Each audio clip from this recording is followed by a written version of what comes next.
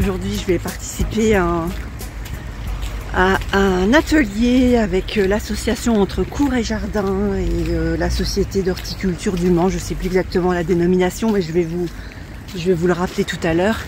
Et on va participer. Oh, il y a du monde. Je vais participer à un atelier sur la taille et l'entretien des rosiers.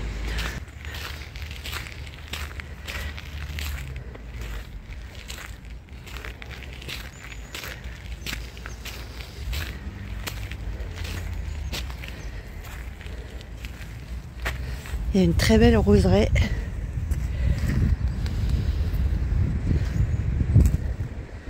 Je vois qu'ils ont déjà été taillés, mais je pense qu'ils en ont laissé quelques-uns pour nous montrer des exemples de taille et d'entretien. En tout cas, j'espère. Mais on voit que là, ça a déjà été fait.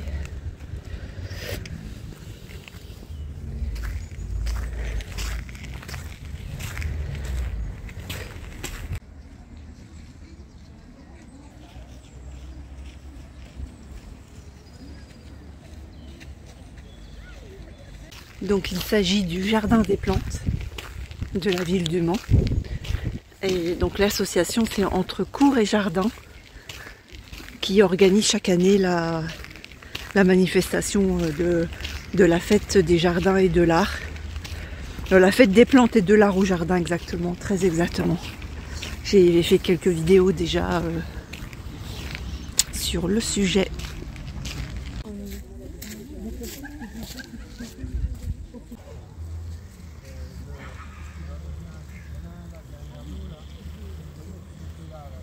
C'est-à-dire que si on taille en février, vous allez avoir une première floraison en 15 mai.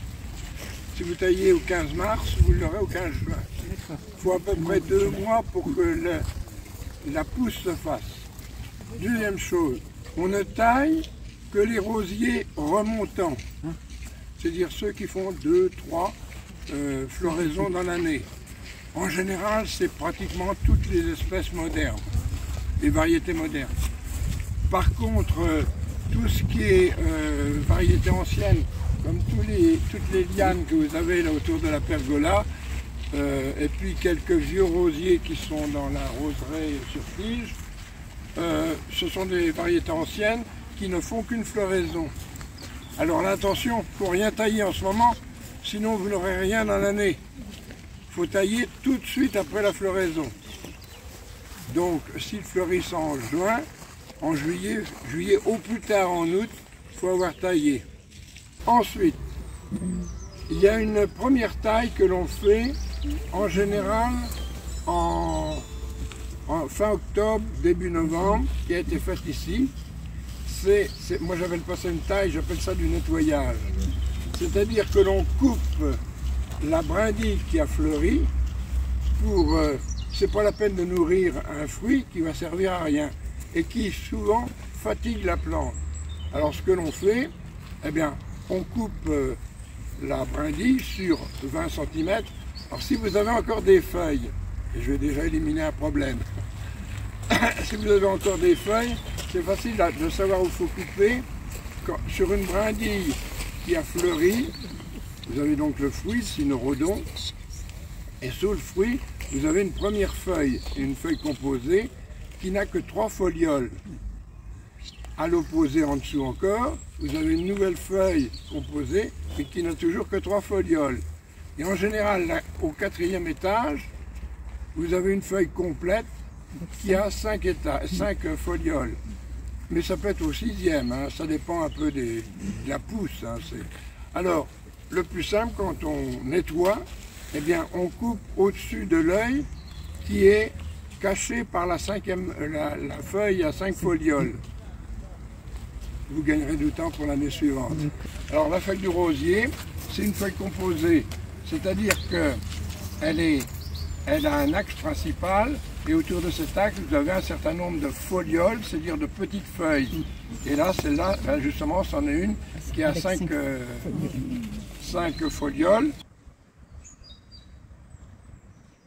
Alors maintenant, la taille, on y arrive. Qui c'est qui m'a piqué mon... C'est Joseph. Ah, merci Joseph. Alors, quand on commence la taille, d'abord, il est prudent de nettoyer autour des rosiers. Alors là aussi, j'apporte une idée qui est...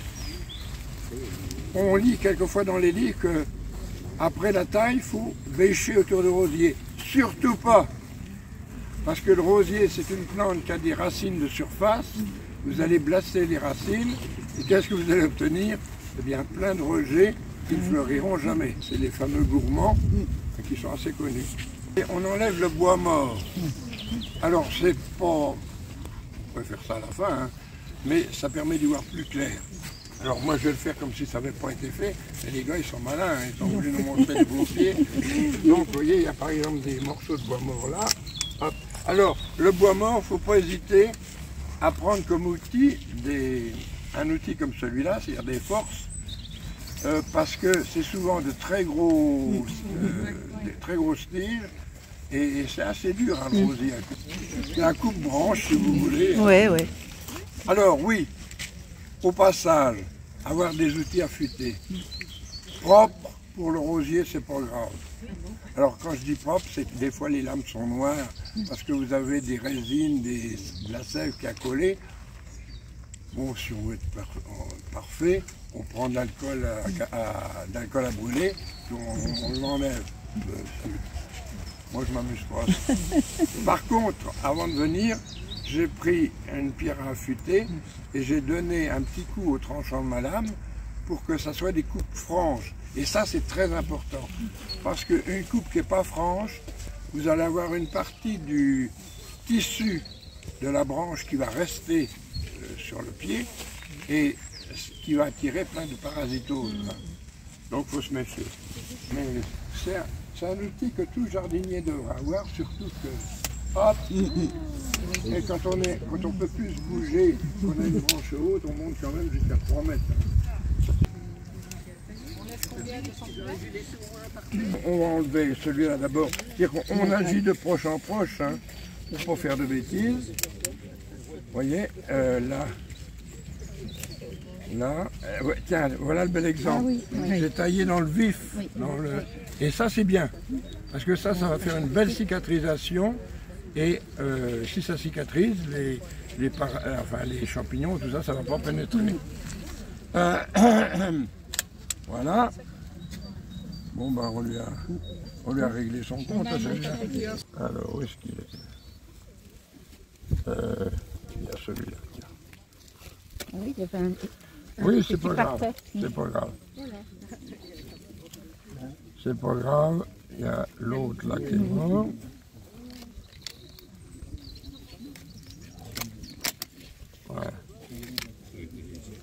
Là, il y a une taille qui a été mal faite. Donc, je vais essayer de le reprendre. Là si j'étais un peu plus habile de mon dos, je vais me mettre à 4 pattes pour le faire. Oh, on va le faire sauter.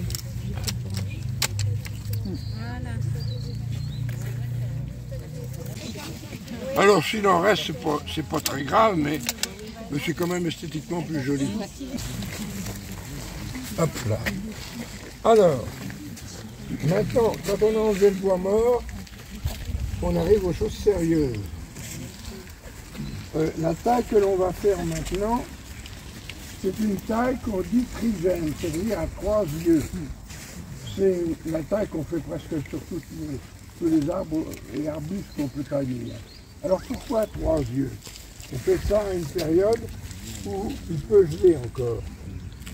Si l'œil supérieur gèle, il y en a encore 2 en dessous. Si le deuxième gèle, encore un. Après c'est foutu. On a affaire ici à des rosiers qui sont plantés depuis une quinzaine d'années. Donc qui sont vieux pour des rosiers.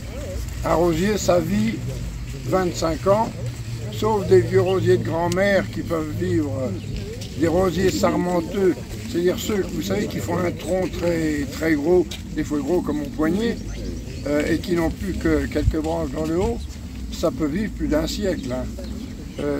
Mais à l'heure actuelle, ce que l'on a, ou que l'on vous vend, ce n'est plus possible. Parce qu'autrefois, on greffait tous les rosiers sur de l'églantine, de l'églantier, Et l'églantier, c'est un arbuste increvable. Si vous en avez chez vous, vous en débarrasserez jamais. Même une racine, ça redémarre. Maintenant, on ne le fait plus parce que faut aller les chercher dans la nature, les églantiers, et puis que commercialement, c'est pas rentable. Donc, on a créé une variété de rosier, qui est une variété qui sert de porte-greffe. C'est en général un rosier, si votre greffe meurt, le rosier, il va continuer à pousser en dessous, mais il ne vous donnera pas la rose qui était prévue, il vous donnera en général des petites roses. Hein, c'est des rosiers qui sont faits pour avoir de la force, mais pas pour donner des belles roses. Je dirais même les rosiers les plus fragiles, c'est ceux qui donnent les plus belles roses. Parce qu'il y a une règle dans la nature, c'est que nous, on profite de la beauté de la rose, mais en réalité, c'est pas fait pour ça dans la nature. C'est fait pour se reproduire. Hein. Et plus la rose est belle, plus elle a des chances d'attirer les insectes, donc d'être pollinisée. Enfin, vous connaissez tout le processus. Hein. Et souvent, il y a eu autrefois, vous les avez certainement connus, dans les années 50-60, il y a eu une variété qui a été un succès commercial phénoménal qui s'appelait la Queen Elizabeth. Elle était déclinée depuis le blanc jusqu'au rouge, hein, avec toutes les teintes intermédiaires.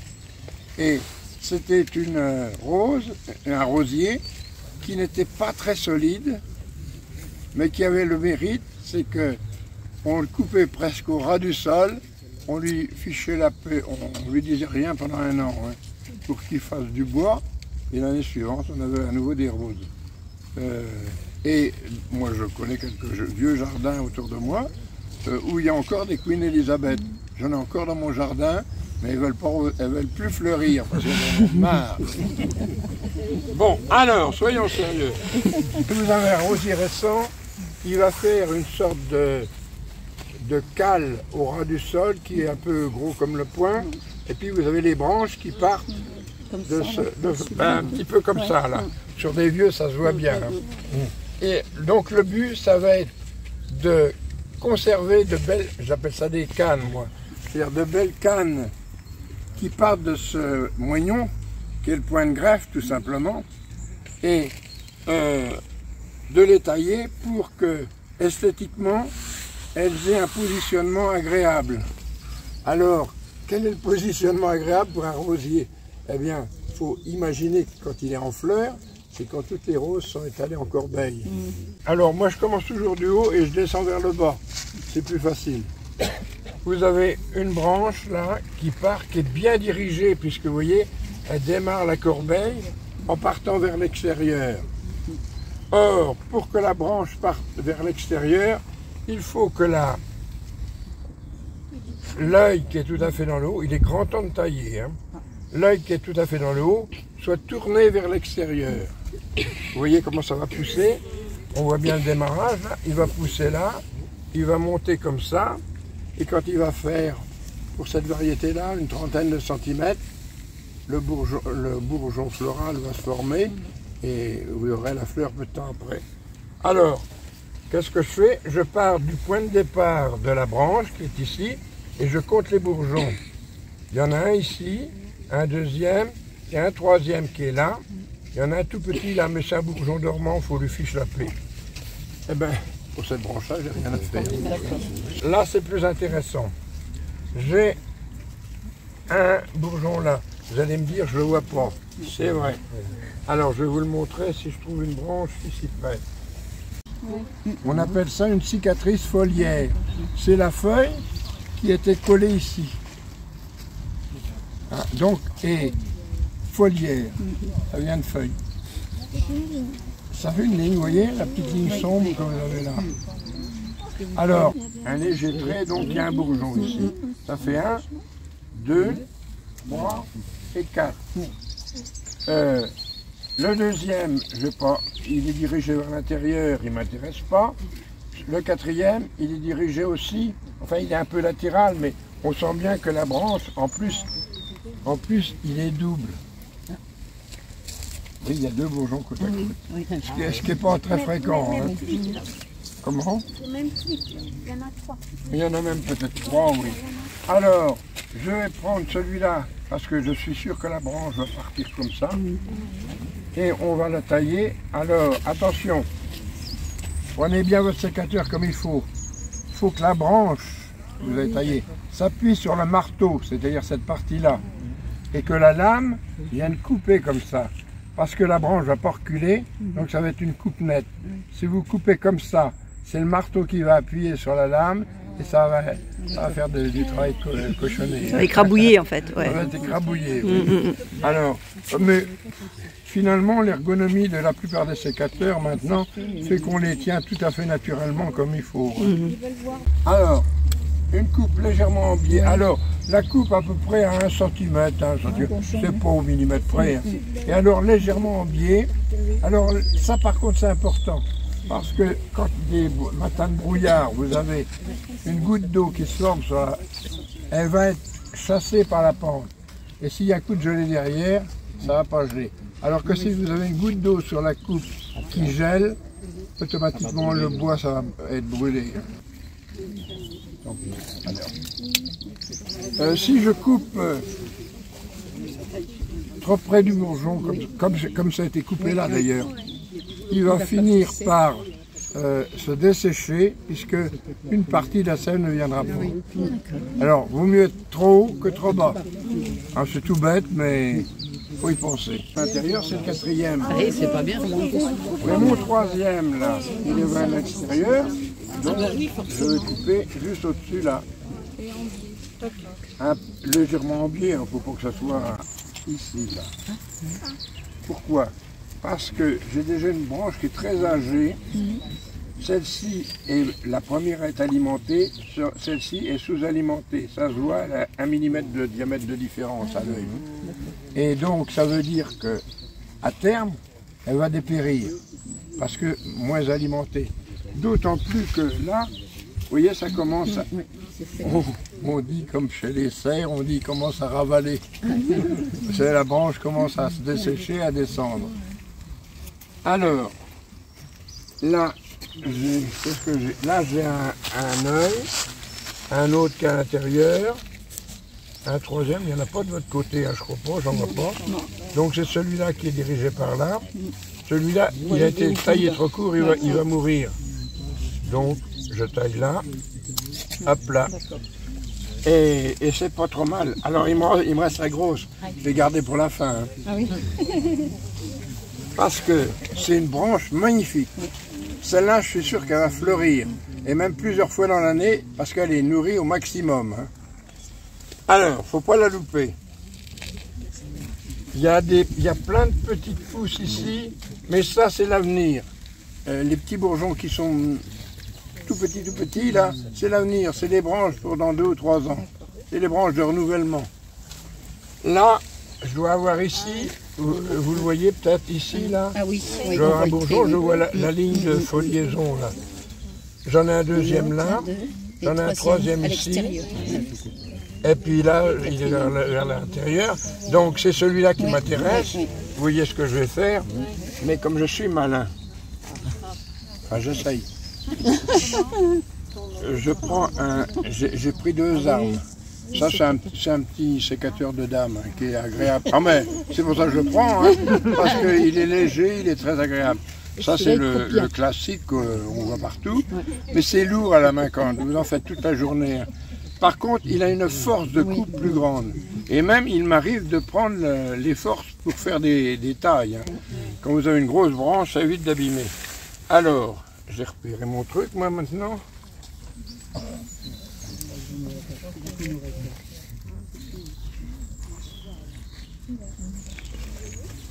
Vous voyez qu'il est dur.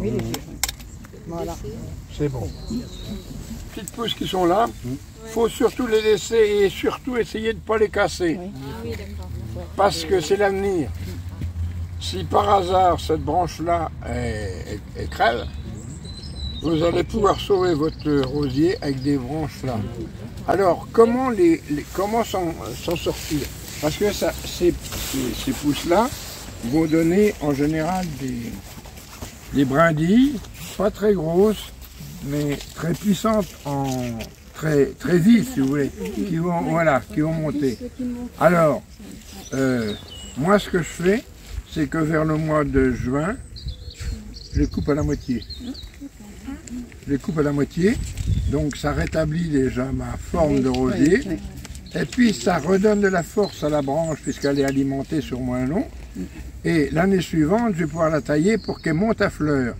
Parce que c'est très rare, pardon, c'est très rare que des bourgeons situés à ce niveau-là donnent des pousses, des brindilles à fleurs. Hein. C'est très rare parce qu'ils sont trop alimentés, c'est tout. Puisque dans certains arbustes, on les pince, c'est-à-dire qu'on les martyrise un peu pour les obliger à fleurir. Faites pas ça sur les rosiers, ça marche pas. Hein. Vous savez, les jardiniers sont des malins, quand ils essayent. La mousse ne gêne pas une plante, même sur un tronc, même sur un arbre important. Elle ne gêne pas. Elle n'a qu'un inconvénient, c'est qu'elle peut être un excédent dortoir pour des parasites. C'est tout. C'est tout. Pourquoi dans les arbres fruitiers, on continue à brosser les troncs ou à badigeonner? Ce qui est une bêtise phénoménale, parce qu'on a peur d'avoir des bestioles qui sont dedans. Or, les bestioles qui vont être dans la mousse, ce sont des œufs de coccinelle, des œufs de... Chrysops, c'est ça, merci. Alors par contre, vous allez trouver aussi des œufs de pucerons. Alors c'est ceux-là qui nous enquiquinent. Bon, ben qu'est-ce qu'on fait quand le puceron? Alors, ben, je vais vous donner une technique qui ne coûte rien. Vous prenez votre lance d'arrosage avec le jet au bout et vous mettez le jet à force maximale. Vous ouvrez le robinet et vous en mettez un grand coup à 10 cm de la tige. Ça va projeter les pucerons et on dit qu'un puceron qui est à terre ne remonte jamais. Je ne sais pas si c'est vrai. Mais toujours est-il, c'est que c'est efficace.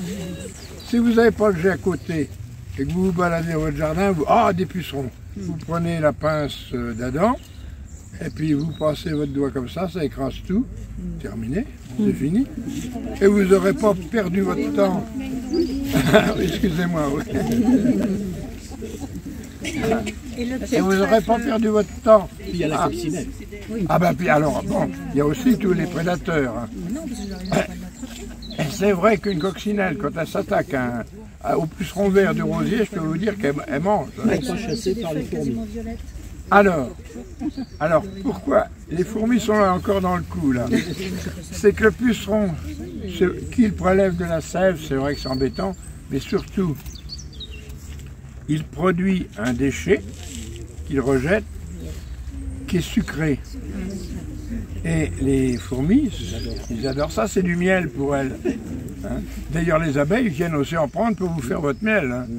Donc, les fourmis. Alors, si vous voyez des fourmis qui font des allers-retours sur un rosier, méfiez-vous. Hein? Il y a une anguille sous roche. Là. Donc, faut chercher les pucerons.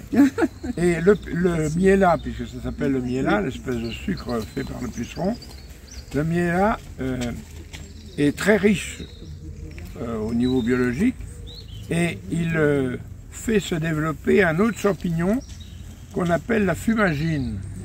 C'est ce champignon qui fait que vous avez quelquefois vos feuilles qui deviennent toutes noires. Les camélias en ce moment, méfiez-vous, c'est l'époque. Et là, il n'y a pas de traitement. Enfin, il y en a, mais c'est tellement sophistiqué que c'est pas notre portée. Et que la seule chose, c'est de prendre l'huile de coude, une bonne éponge, et puis on essuie la fumagine. Mais pour l'éviter, c'est d'arriver à la base, c'est-à-dire d'enlever le puceron. Hein. Alors, la fumagine, il faut s'en méfier, hein, car c'est capable de détruire un rosier indirectement, parce que ça va imperméabiliser la surface de la feuille, donc la feuille ne va plus pouvoir respirer, et une feuille, ça respire comme votre peau. Hein. Inconvénient, ça va finir par, les feuilles se détériorent et la plante finit par se dessécher. Donc il faut se méfier quand même de cette maladie-là. On n'y prête pas toujours attention, on dit « oh là, c'est moche », puis on s'arrête là. Ben non, il faut essayer de trouver le remède. Et le remède, c'est avant qu'il se produise.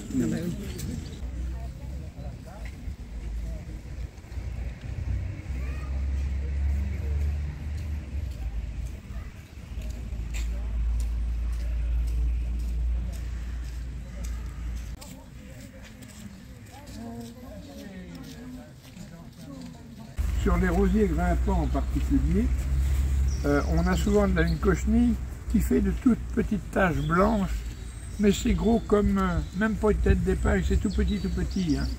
Et alors, prenez le produit anti-cochenille, je vais vous donner une autre recette, ça ne coûte rien ou pas grand chose. Le produit anti-cochenille, c'est de l'huile de colza.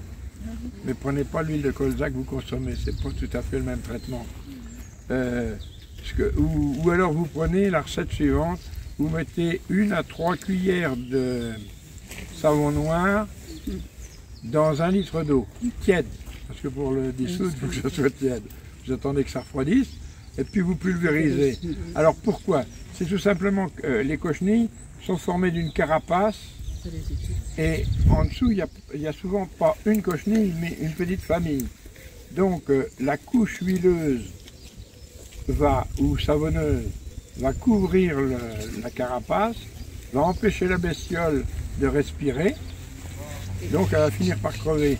Mais alors l'ennui, parce que j'ai eu le problème chez un ami qui avait replanté une haie, et catastrophe, envahi par les cochenilles. Et on traite, et j'y retourne quelques temps après, il me dit, t'as vu, il y a encore des cochenilles. Avec la dose qu'on avait mise, ce n'était pas possible. Et c'est tout simplement que la cochenille, elle ne va pas se décoller, parce qu'elle est morte. Donc ça va rester sur votre tronc. Et souvent sur un rosier sarmenteux, un peu comme celui qui est au bout, là, quand on regarde bien, il y a plein de petits points blancs. C'est les cochenilles qui sont mortes. Alors ça finit par s'en aller à la longue, mais ça reste très longtemps. Hein. C'est comme ça. Voilà. De toute façon, la cochenille, bon, comme toutes les bestioles qui sucent la sève, est un peu embarrassante, mais elle ne fait pas de gros dégâts sur le rosier. À 3 dents, et une griffe. Et vous griffez la terre tout autour dans tous les sens.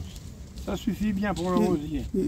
Après, si vous avez envie de le nourrir parce que vous trouvez qu'il pousse lentement, il est un peu chétif, vous pouvez mettre du compost mais très mûr, bien décomposé, bien noir, j'allais dire.